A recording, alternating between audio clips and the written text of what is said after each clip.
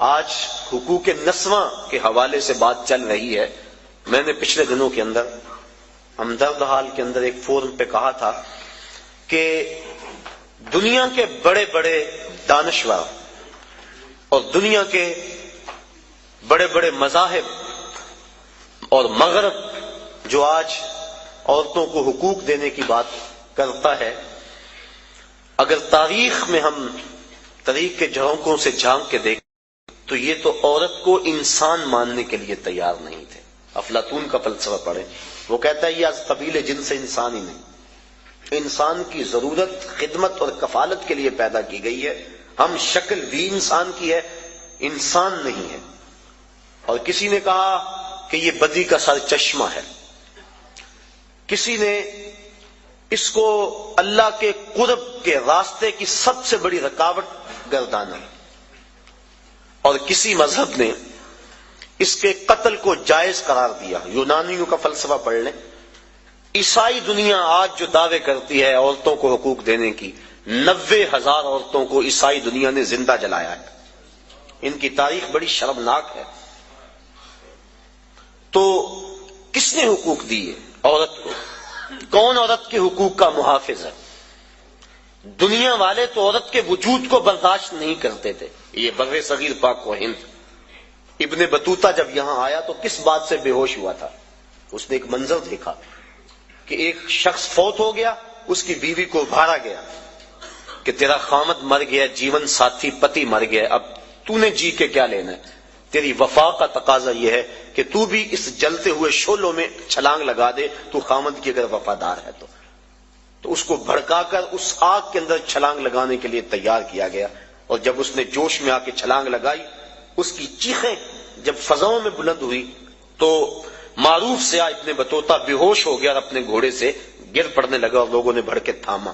رسم ستی کے نام سے بر صغیر کے اندر عورتوں کو خامدوں کے ساتھ زندہ جلایا جاتا تھا.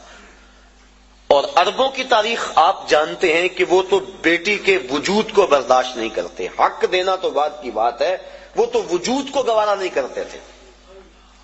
اگر کسی کے ہاں بیٹی جنم لے لیتی اس کا منہ کالا ہو جاتا. یہ قرآن نے بتلایا.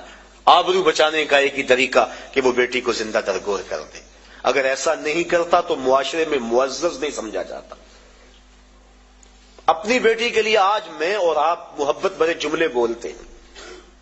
بیٹی کے ہاتھ پیلے کرنے کے لیے بوڑھا باپ اپنی جھکی ہوئی کمر پہ بوریاں لاد لاد کے مزدوری کرتا ہے، اور فیکٹری کے اندر بھائی اوور ٹائم لگا رہا ہے کہ میں نے اپنی بہن کے ہاتھ پیلے کرنے. یہ بھائی تو قتل کرتا تھا بہن کو کہ کل کوئی میرا بہنوئی نہ ہو. یہ باپ تو زندہ درگور کرتا تھا کہ میں کسی بیٹی کا باپ نہ کہلاؤں. تو باپ کے دل میں بیٹی کی یہ محبت، بھائی کے دل میں بہن کا یہ پیار کہ وہ اس کے لیے کتنی محنت کرتے ہیں. اور جب گھر سے بیٹی رخصت ہوتی ہے تو باپ بھی پھوٹ پھوٹ کے روتا ہے، اور بھائیوں کے آنسو بھی خشک نہیں ہوتے. یہ تو قاتل تھے بیٹیوں کے اور بہنوں کے لیے. ان کے دل میں یہ گداز اور نرمی اور محبت کس نے ڈالی؟ آمنہ کے لال کا یہ عطیہ ہے. سجدہ شکر ادا کرتی رہیں ساری زندگی بھی عورتیں تو وہ حق شکر ادا نہیں کر سکتی. ان کے تو وجود کو برداشت نہیں کیا جاتا تھا. ان کے وجود کو عزت بخشی تو وہ محمد عربی صلی اللہ علیہ وسلم نے بخشی.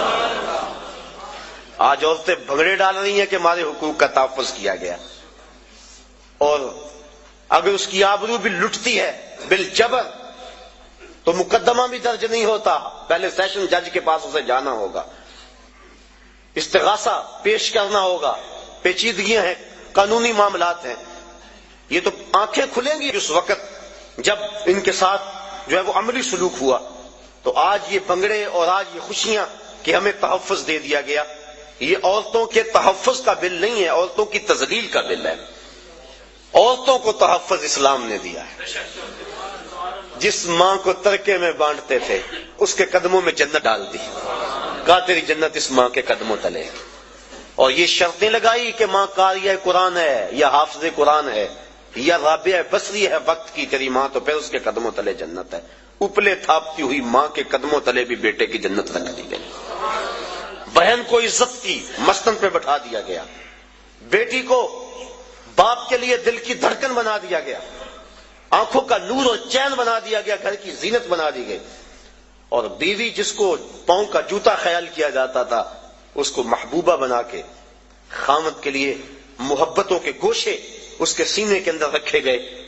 اور حضور نبی رحمت صلی اللہ علیہ وسلم نے ازواج مطہرات کے ساتھ جو حسن سلوک کی داستانیں رقم کی، لوگوں کے لیے عملی نمونہ چھوڑا۔ کسی کو حمیرہ کہہ کے پکار رہے ہیں، کسی کی فوتگی کے بعد جانور ذبح کر کے ان کی سہیلیوں کے گھر میں گوشت بھیج رہے ہیں تاکہ ان کی روح کو آسودگی ہو۔ حضرت فاطمہ تو زہرا فرماتی ہیں کہ جب میری والدہ کا وقت آخر آیا تو حضور کی خدمت میں میری ماں نے مجھے بھیجا کہ جاؤ حضور سے کہو کہ مجھے اپنی چادر رحمت دے دیں۔ میں حاضر ہوئی، عرض کی، حضور نے کہا کہ بیٹا اپنی ماں سے پوچھو نا چادر کیا کرنی ہے۔ میں پوچھنے آئی تو حضور بھی پیچھے آ گئے۔ تو حضرت خدیجہ الکبریٰ رضی اللہ تعالی عنہا آپ نے عرض کی، حضور میں اس لیے چادر مانگی ہے کہ مجھے محسوس ہو رہا ہے میرا وقت آخر آ گیا، میری آرزو یہ ہے کہ اس چادر میں مجھے کفن دیا جائے۔ اب سنیے حضور کے لفظ، عورتوں کے حقوق کی بات کرنے والے اس بلندی پہ سوچ بھی نہیں سکتے۔ جب حضور کی زوجہ محترمہ نے چادر مانگی تو آقا کریم کی آنکھوں سے آنسو چھلکنے لگے، اور پھر فرمایا، اے خدیجہ تو نے تو چادر مانگی ہے، لو اردت جلدی لا آتیتک، اگر تو میری جلد بھی مانگ لیتی میں وہ بھی پیش کر دیتا۔